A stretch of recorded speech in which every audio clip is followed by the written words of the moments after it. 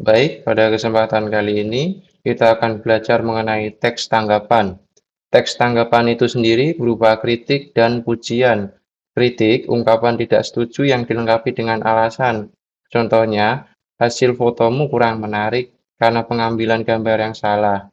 Kemudian, pujian, ungkapan rasa setuju mengenai suatu hal. Contohnya, puisi karya Sapardi Djoko Damono begitu sederhana namun menyentuh ke hati, begitu. Kemudian dari contoh di atas dapat kita ambil kesimpulan teks tanggapan itu sendiri merupakan teks yang berisi pendapat berupa kritik atau pujian tentang berbagai hal seperti peristiwa, fenomena, karya, ucapan, atau perbuatan seseorang. Ciri-ciri teks tanggapan itu sendiri yang pertama, memuat tanggapan terhadap fenomena yang terjadi di sekitar dengan disertai fakta dan alasan. Kemudian sopan, logis, dan jelas. Ketiga, terdapat penilaian kekurangan dan kelebihan. Kemudian, terdapat saran. Nah, tujuan teks tanggapan itu sendiri untuk memberikan penilaian tentang kelebihan dan kekurangan dari sebuah teks yang juga disertai dengan saran. Nah, penilaian yang dilakukan haruslah objektif, sopan, logis, dan jelas. Dan ada struktur teks tanggapan itu sendiri. Yang pertama, evaluasi. Evaluasi ini berisi tentang opini pembuka, biasanya tentang pendapat umum mengenai suatu peristiwa. Kemudian, yang kedua ada deskripsi. Deskripsi ini biasanya berisi mengenai pembahasan pokok dari tentang peristiwa tersebut atau yang sedang dibahas. Biasanya disertai dengan data-data atau pembuktian. Kemudian penegasan ulang. Penegasan ulang ini biasanya berisi tentang argumen penguat mengenai suatu peristiwa. Begitu. Kemudian ini ada contoh dari teks tanggapan itu sendiri. Di sini nanti teman-teman bisa baca dan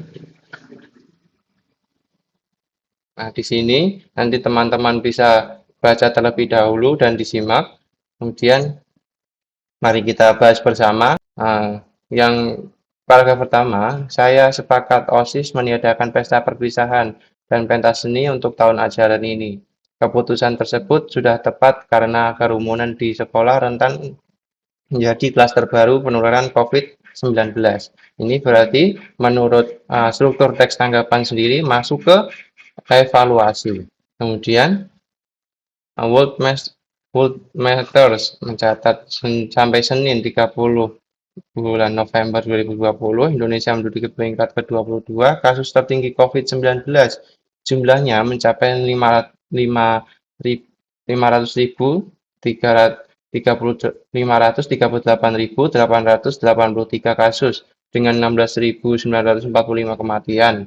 Data tersebut menunjukkan bahwa bahaya pandemi masih mengancam. Indonesia menduduki posisi tertinggi kasus COVID-19 di Asia Tenggara.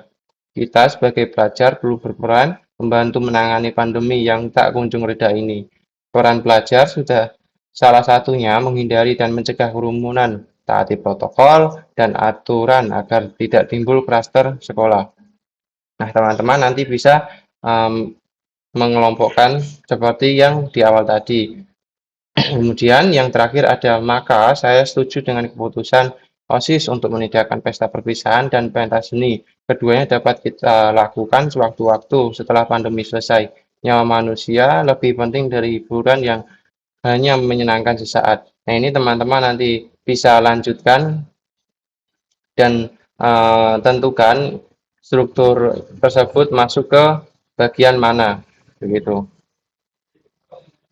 Nah, terima kasih, mungkin itu saja yang dapat saya sampaikan. Jika ada pertanyaan nanti bisa tulis di komentar saja. Terima kasih.